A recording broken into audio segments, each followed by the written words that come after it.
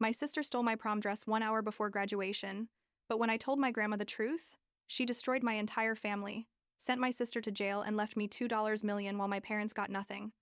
I'm 17 years old. I'm in my senior year of high school, and I need to tell this story because what happened a few months ago basically saved my life, even though it didn't feel like it at the time. I guess I should start from the beginning, or like, how it was living in my house before everything exploded. The thing is, I always knew I was different. You know, that my parents didn't love me the same way they loved Jessica, my older sister. She's 19 now, 2 years older than me, and for as long as I can remember, she's been the golden child of the family while I was, I don't know, like the maid or something? It's not like they woke up one day and decided to hate me. I think it was gradual.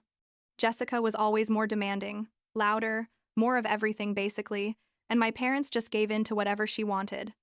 When we were kids, like 8 and 10 years old, if Jessica wanted my toy, my parents would take it from me and give it to her. If I protested, they'd punish me for being selfish. Can you believe that? And it was like that all the time. Every day, every year. Jessica got new clothes every season. I wore her hand-me-downs or whatever I found at thrift stores with my own money when I started working at 15. She had the latest iPhone. I had an old Nokia until I saved up to buy myself a decent phone. She went to restaurants with my parents on weekends. They'd leave me at home with some frozen food. The truth is, Jessica wasn't just spoiled. She was genuinely cruel to me. She'd hit me when my parents weren't looking, and when I complained, they'd tell me to stop making things up, or that I must have done something to provoke her. Once, I must have been like 14. Jessica burned my arm with a hair straightener because I told her I couldn't lend her money I'd saved working at a fast food restaurant. I showed the burn to my parents and my mom, I swear, told me I probably did it to myself to get her in trouble. My dad didn't even look up from his phone. I still have the scar. It's like a 3-inch line on my forearm. The worst part wasn't so much the material things, or even the hitting, though that was horrible too. The worst part was feeling like I didn't matter, that I could disappear and no one would notice or care. My parents went to every single one of Jessica's events at college. She was studying some graphic design thing or whatever, but they never showed up to any of my debate presentations or when I won an academic award last year. They literally didn't go. And when I asked them why, my mom said it was the same day Jessica had a dentist appointment and they needed to take her, a routine appointment. Meanwhile, I was receiving recognition for being the top student in my class. But anyway, I guess you get how my life was. So, we get to April of this year, like 7 months ago now. It was my senior year, my last few months before graduating, and there was prom. I was excited because I had a boyfriend, Brandon, who's super sweet and comes from a normal family where they actually love each other. I saved up for months working extra shifts at the restaurant to buy myself a dress. I didn't want to ask my parents for money because I knew they'd say no or give me something horrible that Jessica had worn years ago. I found this beautiful dress, dark blue. It cost me like $200, which was a lot for me, but it was worth it. I bought it 2 weeks before prom, kept it in my closet, and counted down the days to the day of prom. Literally 1 hour before Brandon was coming to pick me up, I was in my room doing my hair when Jessica came in without knocking. That was normal. She never knocked on my door. She came in whenever she wanted. She looked me up and down and then saw my dress hanging in the closet. She said, "That dress is perfect for the party I'm going to tonight. I'm taking it." And I told her, no, that I'd bought it with my money, that it was for my prom, which was in literally 1 hour. She left my room without saying anything. And else, and I thought, well, for once I set boundaries and it worked. 10 minutes later, my parents came into my room. Both of them. My mom had that face she makes when she's about to tell me something she knows is unfair, but she's going to do it anyway. My dad was just standing there like always, like a ghost that exists but doesn't participate. My mom said, "Jessica needs your dress for tonight. Give her the dress." And I just stood there in shock because, seriously? 1 hour before my prom? I told her no, that it was my dress, that I had bought it, that it was for my dance. My mom said to stop being dramatic, that Jessica had an important party with important people from her university, and that I could wear one of Jessica's old dresses. I told her those dresses looked horrible on me, and besides, I wasn't giving in this time, that it was my graduation, my last prom. My dad finally spoke and just said, Give your sister the dress or you're not going to prom at all. Just like that, like it was nothing. Jessica was standing outside my room smiling. I could see her through the door. I started crying. I couldn't help it, and I told my mom this wasn't fair. That for once in my life I wanted to have something nice for myself. My mom snatched the dress from the closet and gave it to Jessica, and Jessica was practically jumping with happiness as she left. My parents walked out of my room and my mom said, "If you keep crying, you're going to be grounded all weekend too." I sat there on my bed, already ready with makeup and hair done, no dress, 1 hour before Brandon was supposed to arrive. I tried putting on one of Jessica's old dresses, but they fit weird, too long, and looked obviously used. I texted Brandon saying I wasn't feeling well, that I couldn't go to prom. He asked what was wrong, but I just told him I had a migraine or something. I didn't want to tell him the truth because I was embarrassed, admitting that my own parents had taken my dress to give it to my sister. I cried all night while listening to Jessica laughing downstairs getting ready for her stupid party in my dress. The next day, my paternal grandmother, my dad's mom, called me. She lives like 2 hours away and has always been kind to me, but she didn't really know how bad my situation was because I'd never told her everything. My parents always acted normal when she came to visit, and Jessica behaved too. My grandmother asked me about prom, to send her pictures, that she wanted to see how I looked, and I didn't know what to say. I could have lied, probably should have lied, but I was so tired, so exhausted, from everything, that I just told her the truth. I told her I didn't go to prom because my parents gave my dress to Jessica 1 hour before the dance. There was a long silence on the other end of the phone. Then my grandmother, her name is Margaret, but everyone calls her Maggie, asked very calmly if that was true, if I was sure. I said yes.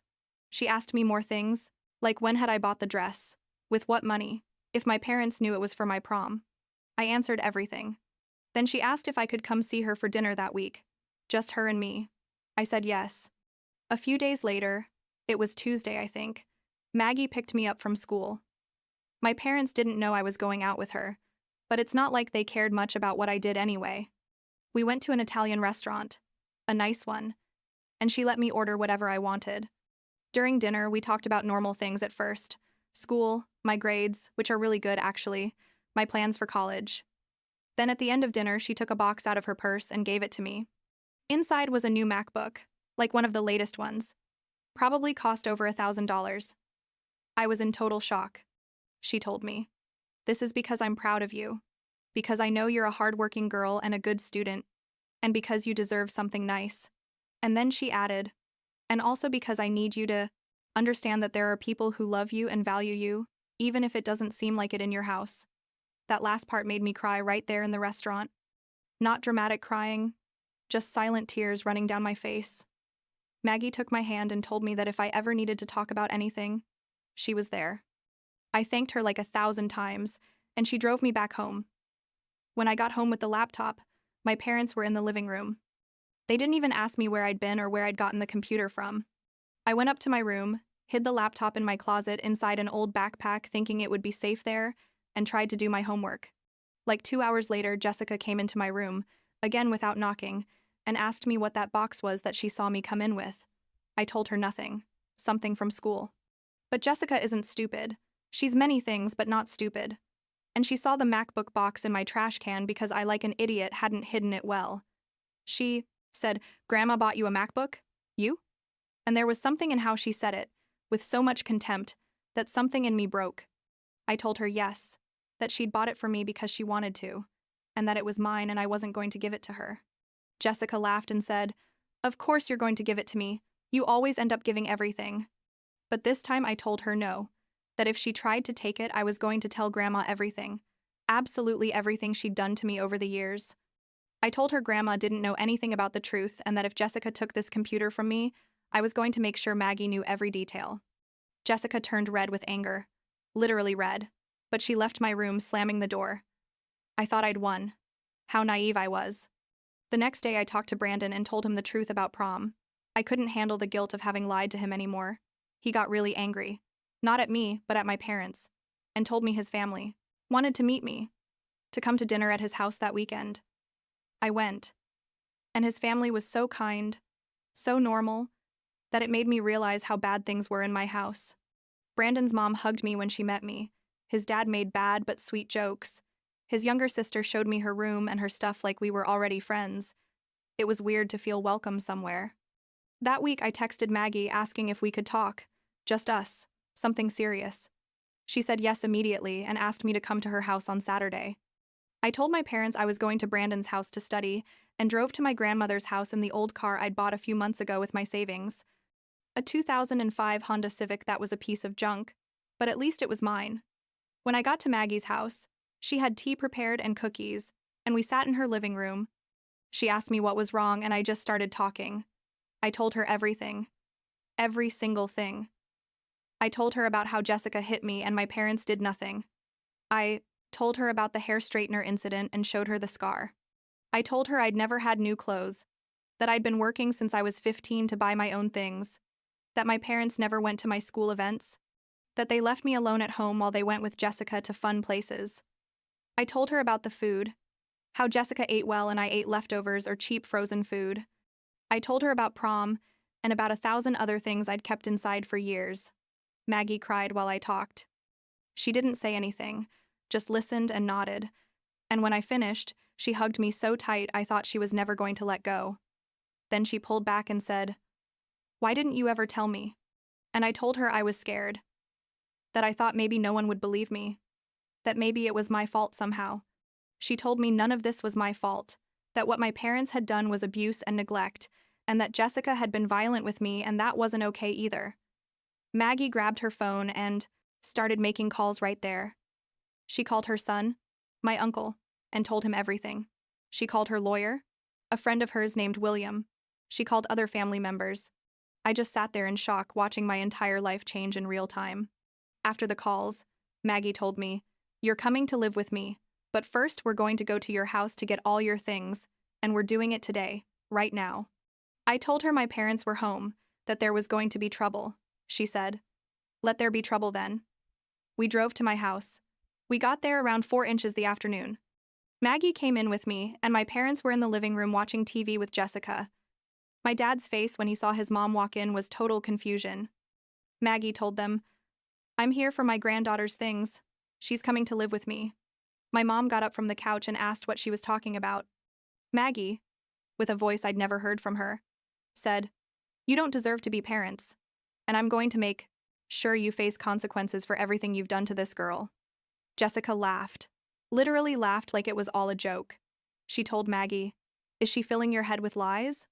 She's dramatic. She's always been like that. And that's when I spoke up too. I told Jessica in front of everyone, "Lies? Do you want me to show Grandma the scar from when you burned me with the straightener? Or should I tell her about all the times you hit me and Mom and Dad pretended nothing happened?" Jessica jumped to her feet and walked toward me with so much rage in her eyes that I knew she was going to hit me. Maggie got between us, but Jessica pushed my grandmother aside. My grandmother is 66 years old, by the way. Almost knocked her down. And Jessica grabbed me by the hair. She started hitting me in the face. I tried to cover myself, but she's bigger and stronger than me. My parents were yelling, but they weren't doing anything to separate her. Maggie was trying to pull her off, but Jessica is very strong when she's in violent mode. I felt horrible pain in my nose and knew it was bleeding. A lot. Finally, my dad pulled Jessica back and I fell to the floor with my hands on my face. There was blood everywhere. On my clothes, on the floor, on my hands. Maggie was screaming at Jessica, calling her a psychopath and other things. My mom was just saying, "That's enough. Everyone stop." Like the problem was that we were being loud and not that her daughter had just broken my nose. Maggie helped me up and got me out of the house. We didn't even collect my things. She just put me in the car and drove straight to the hospital. In the ER, they saw me quickly because I was bleeding quite a bit. The doctor said my nose was broken. They needed to set it. And they asked me how it happened. Maggie told them exactly what happened. That my sister had attacked me. The doctor called security and the police. It's protocol when it's domestic violence, apparently. A police officer arrived while they were treating my nose, which, by the way, hurt horribly, and took my statement. I told him everything. Maggie was there with me the whole time. The officer took pictures of my injuries, not just the nose, but also old bruises on my arms and the scar from the straightener. Maggie mentioned we had more evidence if necessary. I signed the police report. They gave me pain medication and told me I'd have to wear a splint on my nose for a couple of weeks. That night, I slept at Maggie's house for the first time. She gave me the guest room and told me it was my room now. She brought all the nice things she could find, new towels, new sheets, and told me we could go shopping for whatever I needed, to decorate it however I wanted. I had trouble falling asleep that night. My face hurt horribly, and I couldn't stop thinking about everything that had happened.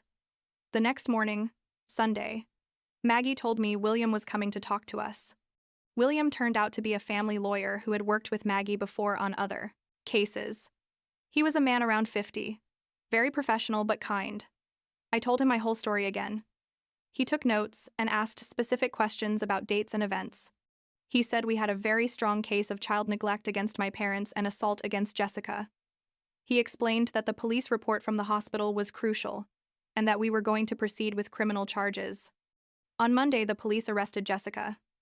I don't know all the details of how it happened because I was at Maggie's house resting, but Maggie told me they'd arrested her at her university and that she was going to spend the night in jail until someone paid her bail. Turns out my parents bailed her out the next day. They paid like $5,000 or something like that. William said that was expected. My parents tried to contact me that same Monday. They called me like 30 times, sent messages saying this was my fault, that I'd destroyed the family. How could I do this to my own sister? That Jessica had a future, and I was ruining it by being vindictive. They didn't even ask how my nose was or if I was okay.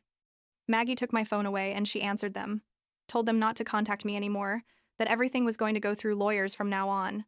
But then, like 2 days later, their tone changed completely. Turns out Maggie had made it very clear to my parents that she wasn't just going to support me legally but was also going to change her will. She has money because my grandfather, who died years ago, left her a good inheritance. My parents apparently were counting on that inheritance someday. When they realized they could lose everything, they suddenly started calling me to apologize, saying they'd been bad parents, that they were so sorry, that they wanted to fix things. But I didn't believe them anymore. I told them, with Maggie there giving me support, that it was too late, that they'd had 17 years to be good parents and chose not to be. My mom cried on the phone, and my dad said we were really sorry. But you know what? I didn't believe them for a second. They only cared about Maggie's money and avoiding legal trouble. The next few weeks were chaos, but in a weird way, they were also the best weeks of my life. I was living with Maggie. She bought me real food. We ate together. We talked. She enrolled me in therapy with a psychologist who specializes in family trauma. The first sessions were difficult. I cried a lot, but I also started processing everything I'd lived through. The therapist explained concepts like scapegoat and golden child, and suddenly everything made sense. There were words for what I'd experienced. Brandon was amazing through all of this. He came to visit me at Maggie's house. His family sent me homemade food. His mom even called me to say if I needed anything, she was there for me. It was weird to have so many people on my side after years of feeling completely alone. I also had to focus on school because it was my last few weeks before final exams. My teachers knew I was going through something difficult.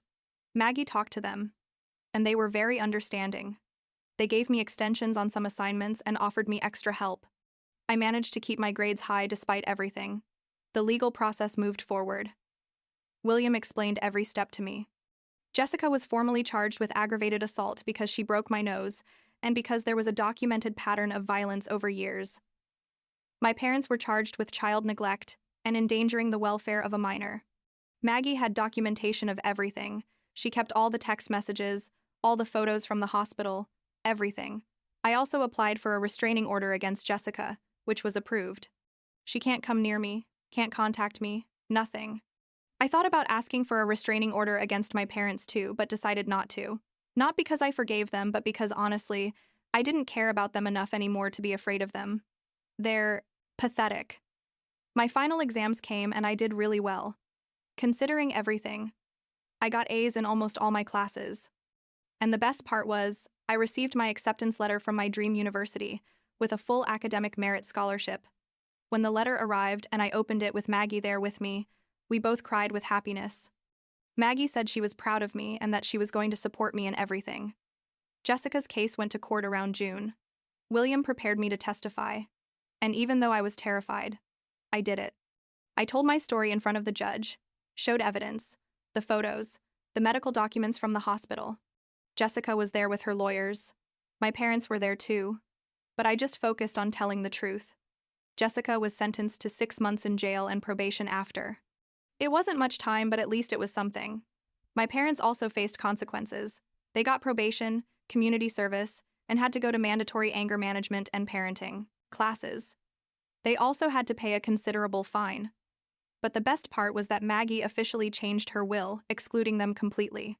She told me she didn't do it out of revenge, but because she didn't trust them to use the money responsibly. Now, 6 months later, I'm in my first semester of college. I moved into the campus dorms in August. My room is small, but it's mine, decorated however I want. My grades are excellent. I have new friends who don't know anything about my past, unless I decide to tell them. Brandon and I are still together. We study at different universities, but we visit each other when we can. His family basically adopted me. I spend holidays with them. Maggie visits me every 2 weeks, or I go visit her. She's my real family now. I still have nightmares sometimes. And there are days when I feel sad or angry about everything I lost. About not having normal parents. About not having a sister who loves me. But there are also good days. Many good days. Jessica got out of jail like a month ago. I don't know what she's doing now, and honestly, I don't care. The restraining order is still in effect, and I plan to keep it that way. My parents tried to contact me when I turned 18 inches September. They sent a birthday card with money inside, but Maggie intercepted it and asked me if I wanted it. I told her no, to return it or throw it away. I didn't care. I've cut all contact with them. I don't have their numbers saved. I blocked them on all social media. I don't know anything about their lives. And I'm okay with that. Some people tell me I should consider forgiving them someday, that they're my family. But the truth is, family isn't just blood. Family is who takes care of you, who protects you, who celebrates your successes and supports you in your failures. Maggie is my family. Brandon and his family are my family. My friends are my family. Last week, I had to write an essay for my psychology class about resilience, and I realized while writing it how much I've grown in these months. I'm not the same scared girl who lived in that house wondering what I'd done wrong to deserve that treatment. Now I understand I never did anything wrong, that the problem was never me. And that understanding, even though it came with a lot of pain, freed me in a way I never imagined possible. I still have difficult moments. I'm not going to lie. Sometimes I see happy families on campus and I feel a pang of sadness for what I never had. But then I remember I have my whole life ahead of me, that I'm 18 years old and have a future full of possibilities, and that the people who hurt me no longer have power over me, and that makes it all worth it.